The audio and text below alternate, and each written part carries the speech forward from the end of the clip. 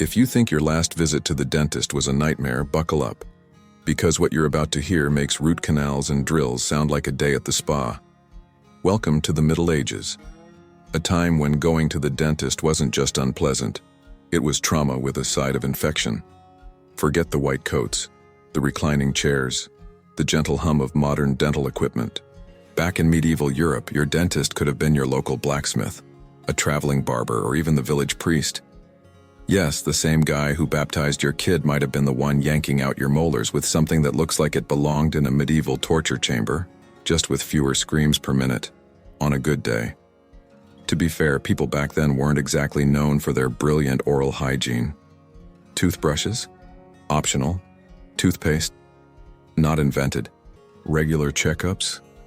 Only if you count praying not to die of a toothache. Cavities, abscesses, and tooth rot were as common as mud. And when the pain became unbearable, you had two options: suffer silently or pay someone with questionable credentials to fix it, preferably someone who wouldn't kill you in the process. But here's the catch. Fixing it often meant grabbing the nearest metal instrument, clamping it on your face, and going to town. No anesthesia, no sterilization. Just a front row seat to your own personal horror show. The tools they used? Oh, we're going to get into those. Imagine tools forged with the precision of a blacksmith and the empathy of a tax collector. Equal parts violence and guesswork. Tools with names like the tooth key, the dental pelican, and the ever-charming mouth spreader.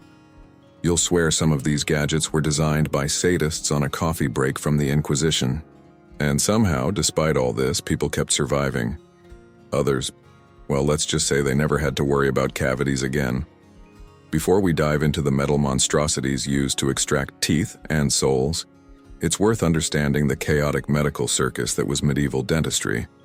Because back then, the line between doctor and butcher was blurry, at best. Let's start with the worst news. Dentists didn't exist. At least not the kind with degrees, hygienists, or waiting rooms filled with fish tanks and 5-year-old magazines. In medieval Europe, your toothache might be handled by a barber. Yes, the same guy who trimmed beards, shaved heads, and performed minor surgeries between haircuts. These barber surgeons were the Swiss Army knives of medieval healthcare, and pulling teeth was just another item on their very questionable menu of services. If a barber wasn't available, your options didn't get much better. You could try a blacksmith who at least had pliers and strong arms. Or a monk, because nothing says medical expertise like a quick prayer before a molar extraction.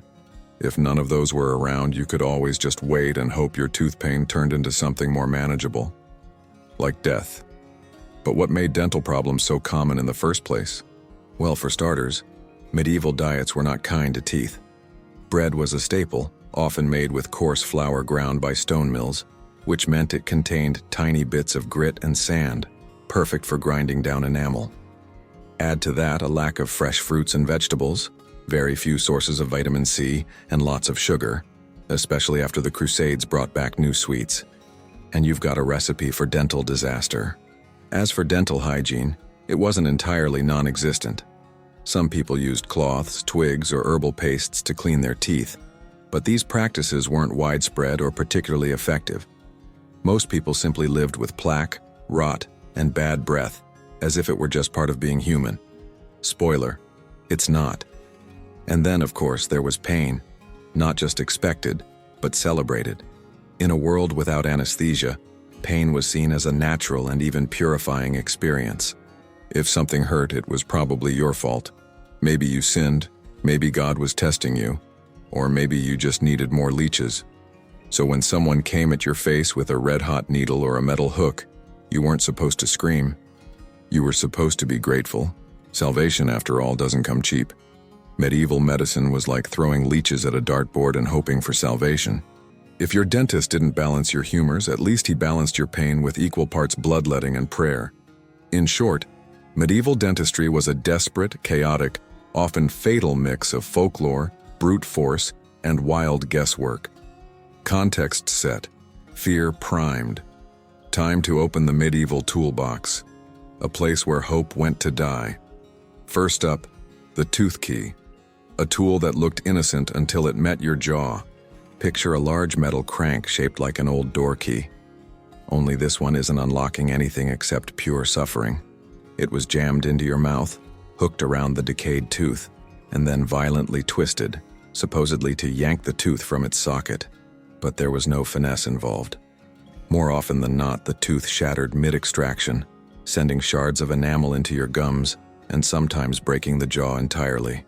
A slight slip and you might be left with a permanent facial deformity and a strong case of never trusting anyone with metal objects again.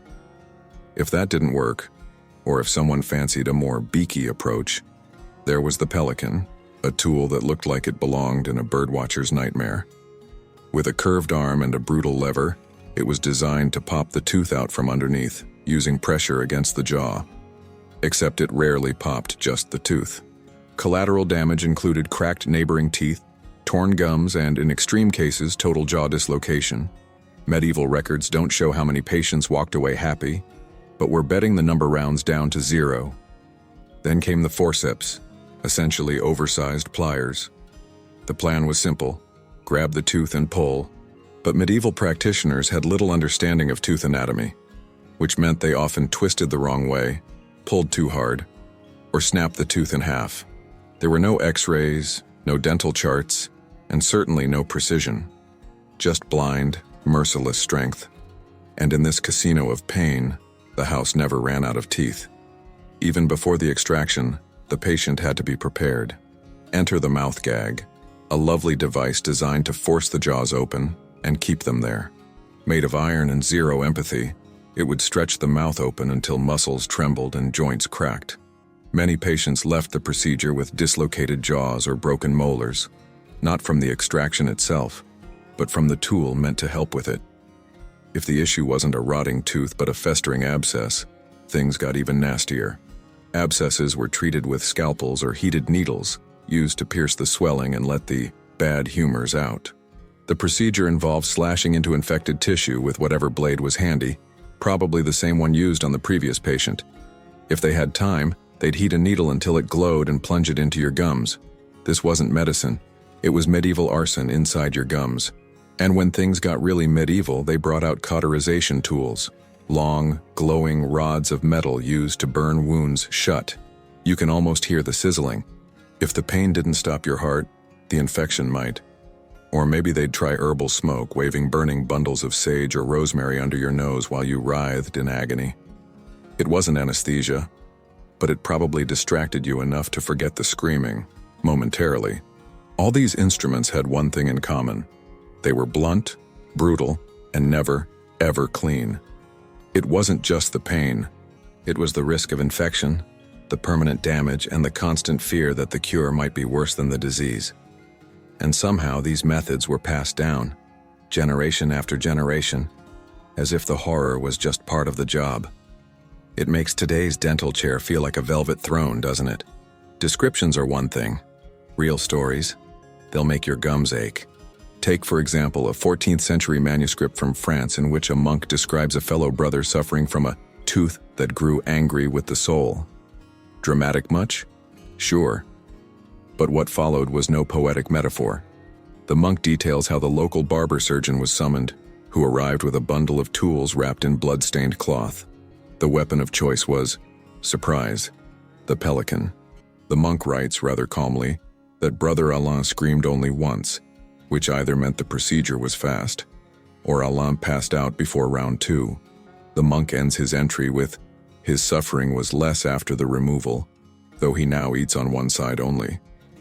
Then there's the story of King Louis IX's cook, who reportedly had a tooth extracted by a blacksmith using heated tongs. Why a blacksmith? Because he was nearby, strong, and had tongs. 3 things apparently considered adequate for dental surgery in 13th century Paris. The cook's screams, according to court records, were heard across the palace. He survived, but legend says he never smiled again. A particularly grotesque case comes from 15th century Italy, where a woman suffering from a deep dental abscess was treated with a cleansing procedure, involving an incision made with a dagger. Yes, a literal dagger, followed by herbal smoke blown directly into the open wound.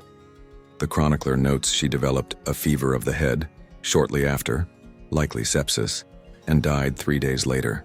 The local physician claimed her death was caused by imbalance of the humors, conveniently ignoring the dagger wound in her face.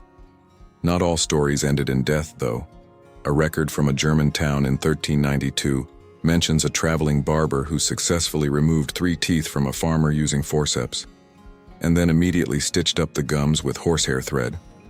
The farmer reportedly paid him with a chicken and some ale. Success.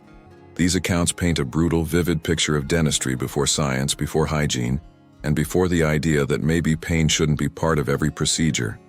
They show us how desperation turned butchers into medics and prayers into procedures. And yet these stories also show something more chilling, a pattern. These weren't isolated cases of horror. This was the norm. The pain was expected, the infection tolerated, the blood inevitable. So when we complain today about waiting 10 minutes at the dentist's office, maybe we should pause and offer a moment of silence for Brother Alain, the cook who never smiled, and the nameless souls whose last sight was the gleam of iron in a dark room. After centuries of cracked jaws, shattered teeth, and casual mouth arson, a miracle occurred.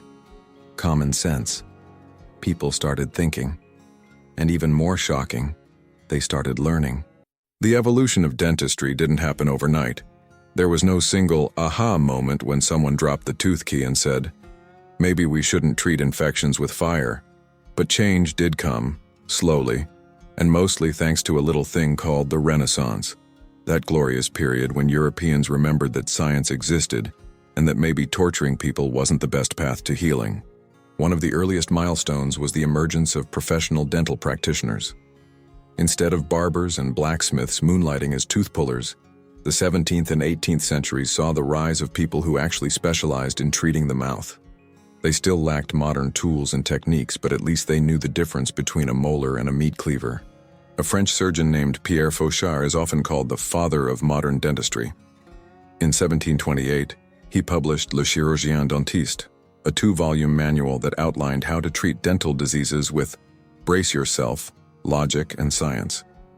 He advocated for filling cavities instead of simply ripping teeth out, described how sugar causes decay, and even recommended avoiding hard tools that shattered enamel. Compared to his predecessors, he was practically a wizard. As the 18th century rolled on, more innovations followed. Porcelain teeth began to replace carved ivory or wood.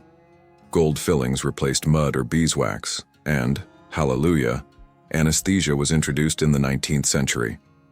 Thanks to nitrous oxide, laughing gas, and later ether and chloroform, patients could finally have teeth removed without experiencing every second of the horror. Sterilization also became a thing. Infections dropped. Deaths from routine dental work became rare. People began trusting dentists again, at least enough to voluntarily sit in their chairs. The dentist's office, once feared like the gallows, became something else entirely, a place of healing, and believe it or not, sometimes even comfort. By the 20th century, the transformation was nearly complete. Dentistry had emerged from the shadows of superstition and brute force into the bright, sterile light of science. Tools were precise, techniques were standardized, and most importantly, pain was no longer part of the job description. So the next time you're reclining in that plush chair, staring at a ceiling poster of dolphins while your dentist gently polishes your teeth, take a moment. Remember that not so long ago you might have been staring up at a monk with a pelican wrench and a prayer. We've all groaned about going to the dentist. The waiting room music, the bib that makes you feel like a confused lobster, that moment when the suction tube becomes your new personality. But after everything we've just explored, those little inconveniences feel like spa treatments. Because while your dentist today might accidentally poke your gum or lecture you about flossing, at least they're not coming at you with a rusted iron pelican and zero knowledge of anatomy. You're not sitting in a wooden chair gripping the arms while a barber yanks a molar with tongs that also double as meat hooks. You're not inhaling rosemary smoke in a failed attempt at medieval anesthesia, or watching someone heat a needle over a candle while muttering prayers. No, you're reclining in a climate-controlled room with numbing gel, local anesthesia, and a trained professional who didn't learn their craft by reading a monk's diary. And the worst consequence of your visit might be a mild guilt trip for not flossing enough. So the next time you're tempted to roll your eyes when the hygienist pulls out the X-ray scanner, just remember Brother Alain and the countless souls who faced dental doom armed with nothing but courage, superstition, and a very low chance of survival. We've come a long way. And thank whatever divine force you believe in, or modern science, that we left the medieval mouth massacre behind. And hey, if this historical horror show made you cringe, laugh, or clutch your face in sympathy, don't forget to like the video, subscribe to the channel, and maybe brush your teeth like your life depends on it.